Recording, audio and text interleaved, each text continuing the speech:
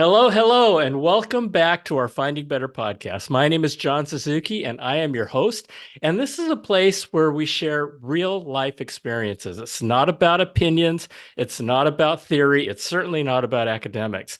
It's about real life experiences that amazing people share so that maybe you can learn from them and apply some of those experiences to your life. And today, I have one of my favorite people in the whole wide world with me today. Her name is Nicole Zaragoza, and she and I worked together in a previous life before I retired. And she was one of the greatest partners in crime I ever had. Nicole, welcome. Welcome to the Thank show. you. Thank you. I'm so honored to be here, Oh John. God, Thank no, you no, again, as always. I'm honored to have you. So, folks, we're gonna talk about finding better life. Isn't that cool? And it's it's a really big topic, but we're gonna have a series of finding better life. This one is finding better life with Nicole. And so, Nicole, just real quick, if you would introduce yourself and just say hey real quick. Yeah, sure. I'm Nicole Zaragoza, like you said. I'll be 40 in a couple of months, Oh so my that's God. I was exciting. wondering when you were going to be 30. Yeah, yeah. Okay, Um, wow. yeah, so I have a long career of marketing, working in advertising and marketing agencies, and then for a few years in the corporate life. And then let's see, 2 years ago next month, my husband, my 3-year-old daughter, who will be 4 in a couple of months as well, we decided to make a big change and up and move to Mexico. And Yep, and so we're going to talk about that in a second. yeah. We're gonna don't hit the punchline yet. Just yet. Just yet. Okay. So finding better life is a very, very big topic. And as Nicole said, she made some really, really big changes. And this is what we're going to talk about. For me, what she did and the process she went through was inspiring. It was just amazing. And one of those things that after learning her experience, I wish I did myself, but I didn't. And so let's just go right into this. All right, Never too late. Nicole, huh? So I tell said it's us, never too late. you are in well, yeah, that's what they say. But anyway, you are coming to us from Mexico, just outside of Cancun. That's right. And, that's a big move. That's a big move, especially when you have a newborn or a toddler, to make the decision to look for and find a better life in a foreign country. And so tell us a little bit about the story and what led you up to that decision. Yeah. Well, I'm going to start way back. I think, looking back and reflecting back, my life, I've always designed it around working. I went to school to get good grades, to get into a good college, and then in college you make good grades, so you can get good internships, so you can get a good job. And I followed all those steps and enjoyed it. And I started working full time at an ad agency before I even graduated college. So Hmm. just jumped right in. And before that, had a couple of internships and felt very blessed to have that and hit the ground running. And luckily loved what I do. I'm in marketing and advertising, like I said. It's always been my passion. And so I probably worked 12 hours or 12 years in ad agencies.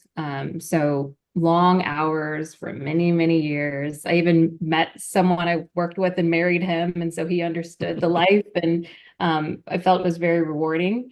And then after a while, I started to get burnt out. And so I moved into where we met at a travel industry, more corporate, working, in a marketing role. And that felt like a big win. So it was like a little slower, less hours, but then my love for work grew and I started traveling and working more and more.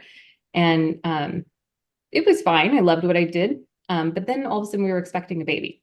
So it's like, That's a okay, big one. That is let's a big, change, big right? change. Yep, yep, yep. Hmm. And my daughter was born at the beginning of May in 2020. So right in the beginning of the pandemic.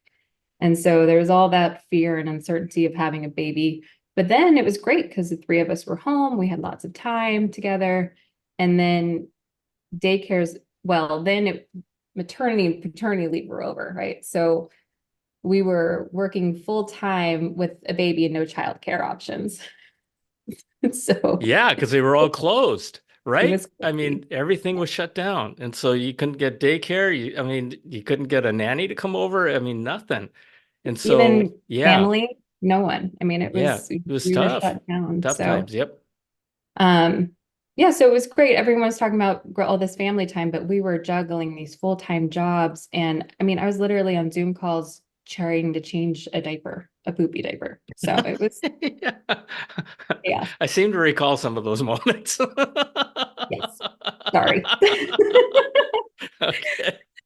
I think then daycares opened up and we had help, but then it became this life of rush her in the morning, get her ready, drop her off at daycare, try to get as much work done, pick her up before daycare closed. Then it was throw her in the bath, give her some food, and go to bed. And about 6 months into this, my husband and I started talking. What are we doing? Is this life? Are we living? Are we enjoying time with our child and our family? And then you're like, well, what's the alternative? So my husband started asking questions like, what are your passions? What were some of the times you're most happy in life? And that was a hard question for me because work, that's been my hobbies and that's where I spent most of my time. And so Well, I it's just real quick. It's one of those yeah, things where, I mean, the Western culture, I call it a rat race, right? mhm, It's all around work, and so you get to a point to where, you know, your work is your life, right? And your life is designed around work as opposed to work being designed around your life. And you kind of hit that wall, it seems like, right about that time. yeah. And I think a Yeah. lot of people, especially in my age range, because of we were raised to go to school and get a good job and follow the steps and have children later in life. And so we grew our careers, which is important and something I loved. But then it's like you hit that time where you become a parent later in life. And then you're like, well, what is this thing life? How Hits do you we, hard. Yep. yeah, how do It hits you. we're in this rat race. How do we stop the wheel? How do we stop from running on that wheel? So that's kind of where we're at. And I started reflecting, and I went all the way back to when I studied abroad in college. And I remember the joy of living abroad. And it wasn't just like that vacation feeling. It was the challenges. It was the hard stuff. It was the learning. And so I told him and he said, "Well, let's do it." And I was like, "What? Why? Why now? This doesn't make any sense. We have great jobs. We have a wonderful house. We can't just up and leave." And the experience that you had was internationally, was in Spain. Is Yeah. that right? Mhm. And you spent some time in Spain, and that was your data point, if you will. Yeah, 18 years ago. I Hmm. studied. So, but that's kind of where I went to. Where was my passion? And and so we just were like, my husband was like, why not? And a million reasons came to my mind. We have all these things. We have so much responsibility. We have a toddler. She was 1.5 at that point, or one. We can't just up and leave. I mean, why would we do that? And then I thought about it a little bit more and I flipped the script. I mean, why wouldn't we? Why? That is a big flip Yeah. from why would we to why wouldn't we? And then what happened? So we called up our families and said, So guess what? we're going to sell our house and quit our jobs and move us and our 1-year-old daughter to Mexico. You And know, they I, were, I remember getting that phone call, by the way. yes, exactly. Yeah, You that were was on that awesome. list. Yeah. And I mean, I'm not going to sugarcoat it. There were a lot of challenges and it was stressful. And not Some, only that, not only that, I'm sure there were people in your life, I think I was included, that were like, "You're doing what?" Right? You're doing what? And so, as much as we want to support you and we love you and your family is just like, yeah, you're the greatest thing. sometimes we can be a real buzzkill, right? And you have to work through that. Did you go through any of that with your family? Yeah, I think so. But Yeah, I mean, honestly, luckily, we have a very supportive family and they wonderful. supported our adventures. Even my mother moved to be close to us and our young child that we just had. And there was a couple very challenging times that we almost said, you know what, maybe this isn't the right time. Let's not do it.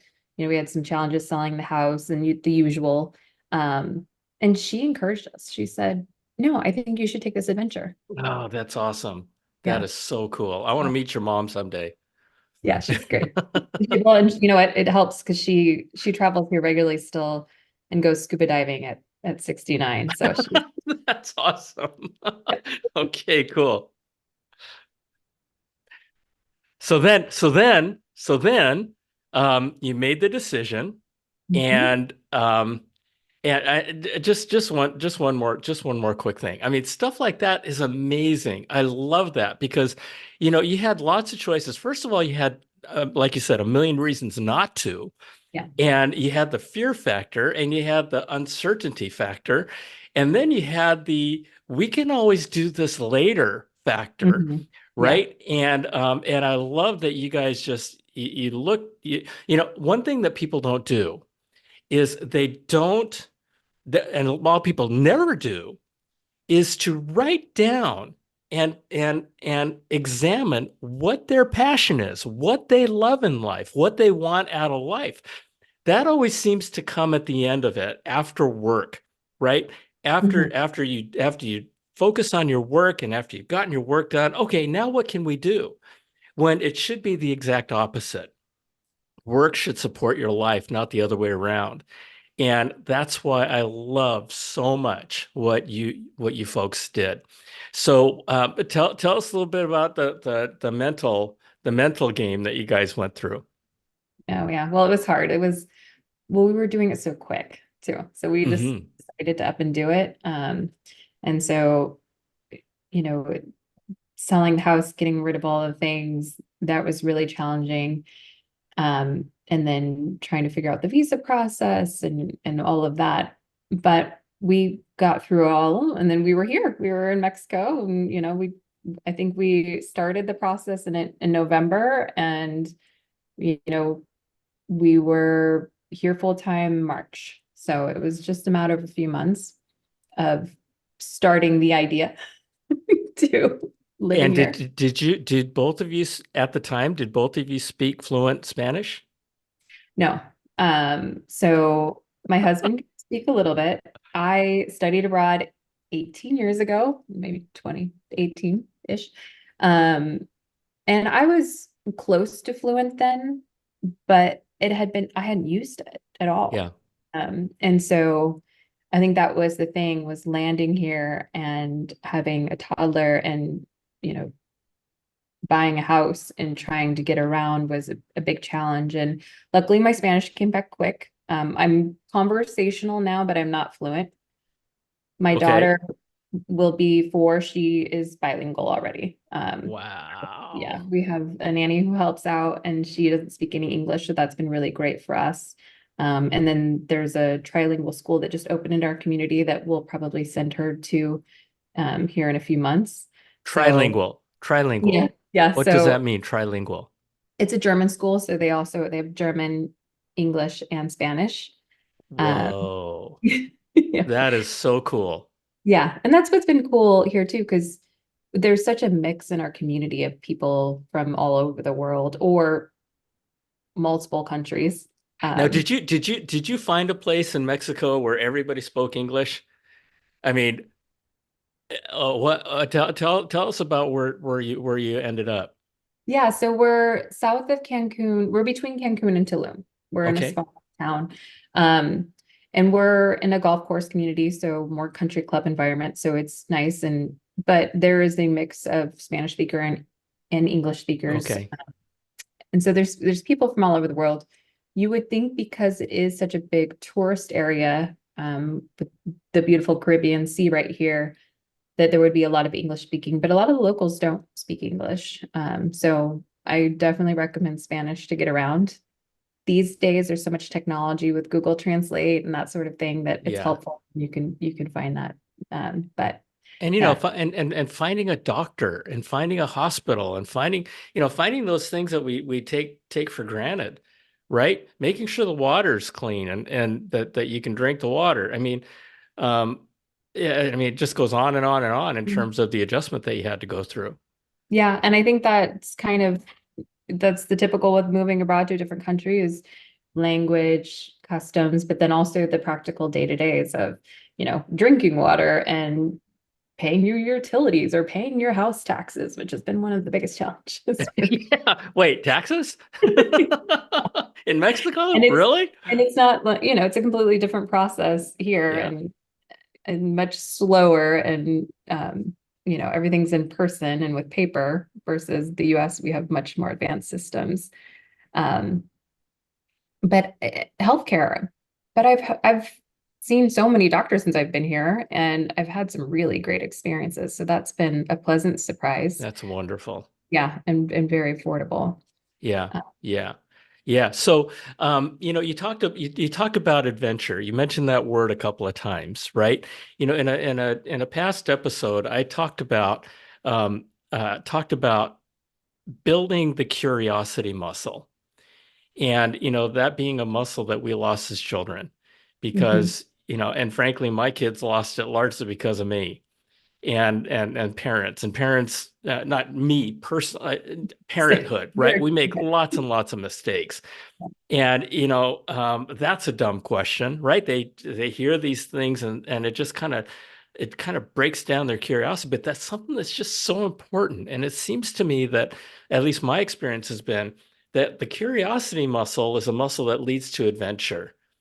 Well, is that something you experienced? Your own curiosity about doing this?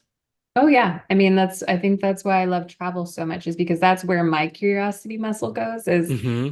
what's it like over there? What are the people like? What are their customs? And here it's such a rich culture. I mean, it's so interesting and um the people, the locals are beautiful with such a long past and such deep roots. Um and so that's been really interesting learning all about the Mayan culture and there's a lot of Mayans that work around here or our pool guy and I can talk to them and learn more about their customs and cultures and then go look at the ruins all around and learn more about that. And so definitely my curiosity muscle leads me to travel, which leads to adventure and exploring new places. Which led you where you're sitting right now. Exactly. Because That's it's much amazing. easier to spend a longer time somewhere with a child versus hopping around, like I did when I was younger of backpacking around. Uh, Hmm. and so this has been a great way to do that, to kind of have our home base and still have that adventure. Um, and I also think it's been great because I've been able to find that balance again. So, we said we were going to come down here for a year or two. Well, it's going to be 2 years. We're not ready to leave yet. So we don't know Uh-huh. what's next. um, And do you have any plans at this point, or are you just kind of following the path as it lights up? we're following the path as it lights up. I mean, Good for we you. talked about getting back in time for our daughter to start kindergarten, which would be another year. But now they open the school here and it's a great school. So now that's not really a reason. So see, and we see our family a lot. Amazing. We travel, they travel here. So that's been great. And that was one reason we chose Mexico because it is close to families Hmm. and it's a quick direct flight many times to see them. So um yeah, I think that was kind of great. So we said we were going to quit our jobs and take a break. So we did that. And then after a year and a half last summer, I started working part-time contracting again. So I found that balance of being able to still work and do what I love. So wait. I don't want to skip over this because this is Okay. this is part of the beautiful part of everything coming together, and another part of your life life path lighting up? Because you ended up going back to the travel company and picking up a contract with them, Mhm. and you're being paid American wages. You're doing what you love to do. How did that happen? Well, I mean, I And you're in Mexico. have well, they originally didn't want me to leave when I said I was going to Hmm. leave, um, because I do love what I do and I had great contacts. So I left for a little bit and took care of what I needed to here. And then I was able to reach out to them and say, hey, you guys, I'd like to work. And they needed the help. So it was a good fit. And so now I have that great balance of working online from home Part-time. part time and then getting to spend so much more time with my daughter and my husband. And I can imagine, I don't know if this is the case, but I can imagine that your quality of life, um, with regards to the money that you're making and the expenses that you have, might be close to what you left, and you're working Yeah. part-time. Is that a true statement? Yeah. I mean, we live in a nice house in a PGA golf course community. So it's a beautiful community. Um, and definitely working less. And I Amazing. think, well, and I think the quality of life too is just different as far as able to not only shift priorities, right? So slowing down, and that's definitely something that was the hardest to adapt to, but also been the most rewarding, because the culture is definitely slow here. Like, mañana I is guess so. Mañana. real. Mañana is real. Yes. You got to make that a bumper sticker. Mañana is real. It's real. So then That's awesome. you learn to go with it. But I also think, trading the morning commute for my morning walk, has just been such a great change for me personally from a health perspective. Coming out of having a baby in 2020, at the very beginning of the pandemic, to sitting around the full pandemic and all the stress and inactivity. So just that change is huge in itself. And then we have such a great community here too. I think the locals are very welcoming and engaging and friendly. And that is one of my favorite parts about living here. But our community of people from all over the world, Hmm. we have so many friends and neighbors. And that was so hard to find in the US for us. We worked really hard, um, to have strong connections with our neighbors, and we did a few of them, but we really had to work hard. And here I mean, Dylan's last birthday party, our daughter, we had 50 people there. Wow. We're living there a Yeah. year. So Yeah. it's been really great having that sense of So, community. any regrets? I mean, at times things are frustrating. I'm not going to sugarcoat it. I'm not going to Sure. lie, Things but are I do. frustrating here too. Exactly. Life I is mean, life wherever you are. that's, It's not all I, beach days and palm trees, but we have a lot of that. I think, you know, I think we've chose a life path and we made that change. And change isn't a decision, it's a process. And so that process has been long to adapt to a foreign country, but we don't regret it. I mean, I think following passion is something that everyone should do. And I think, like I said earlier, especially in my age group, I think we get stuck in this rat race. And I think saying, hey, it's okay to take a time out or a pause and yeah. do something Yeah. else and explore your passions, I'm not saying move to Mexico, but whatever that um, is important to do, especially because, companies have changed over the decades as well. It's not, Oh yeah. Oh yeah. they That's a don't whole nother invest thing. in the Yep. people. Yep. And so I think it's okay to be what you might feel feels a little selfish and say, you know what, Yeah. I'm gonna pause. I'm gonna take Yeah. time for me and my family and my passions. And I just wanted to say that Nicole, you went through college and went through the internships, and all this applies to everybody, whether you've got a college education or not, right? whether you got a high school diploma or not. I mean, this is about life. And Mhm. the thing I love about this is that this is about designing your life around the things you love, the passions that you have. And I think that if there's a biggest lesson for everybody to learn from people's experiences is it's your choice.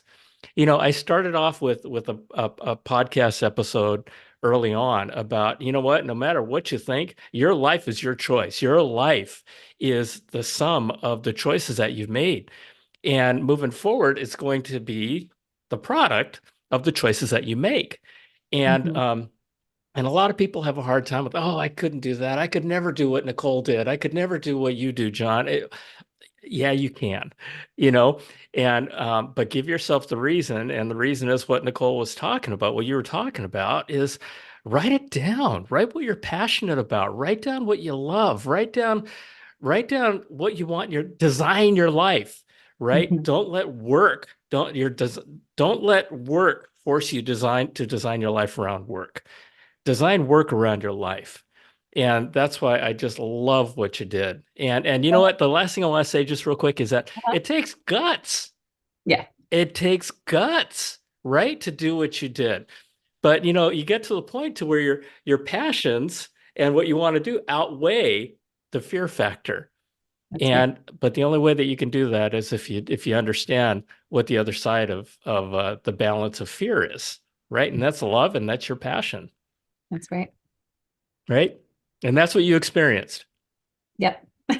Yeah. Well, and I will say that you inspired me, John, because when we were working together, you asked for a month off, which we talked about. You thought was I crazy did. to follow your passion to go write your book and Hmm. go to. Yep. Yep. And that was a lot. That was a lot. I mean, taking a month of leave. Um, I'd never done that before. But that little leave experience that I had led me to a whole different path, and Yeah. it actually led me to the path that I'm on right now. And I might not, you and I might not be here talking on this podcast episode, if not for that moment. And so you just never know. You just never. But I am so happy for you, Nicole. I just hope that there's someone out there who can go through the experience that you went through. Yeah, I And, think it's you all know, about investing in your passions and taking that leap. yeah, yeah. Because you know what? I've said this before. You got to fight for it. You Mhm. got to fight for it. You got to fight for love. You really do. And you have to fight for the life that you want, and you have to continue fighting for the life that you love. But you know what? If you're doing the right things for yourself and your family, everything's going to fall into place. It almost my experience has been that it always has, and I see that it's happening with you too, which is just wonderful. So all right, well, listen, thank you. You have any other thoughts you'd like to share? No, I just think, it's a personal journey. And like you said, think about your passions, write them down, and don't be afraid to make choices to follow them. I mean, like I said, it is an investment. It might mean leaving a high paying job for a little bit to do what you love. So, but don't be afraid to make that leap, Which is whatever. scary, scary, scary, Oh, right? so Anything is scary. I mean, making a change like this is scary. yeah. But I mean, you write down your passions and you commit them to your heart, and then you sit down and you write some goals that you want to Mhm. set forth, and then go, Yeah. be off and conquer. And Yeah. so Change is a process. It's not a decision. It's a process. I love that. That's another bumper sticker. Changes the process. I love that, Nicole. All right. Well, listen, Nicole, thank you. Thank you for sharing your experience with folks. I know that there's somebody out there who's going to get inspired by you and the experiences that you and your family went through. And I couldn't be more happy for you. And so anyway, folks, that's it. Let's see. My YouTube channel is Finding Better Podcast, and you can see Nicole, and we're probably going to have her back. Just talking about finding better life and what that's all about. Because in the final analysis, that's why we're here. Okay, so Nicole, thank you so much, and I love you, and Keep you're amazing. You're amazing. You're my inspiration. Well, thank So, you. It's great to see you. And okay. you're my mentor. So Yeah. Yeah. And I've loved every step of the journey, Nicole. Okay. Well, listen. Thank you, Nicole. Thank you, folks. See you next time. bye.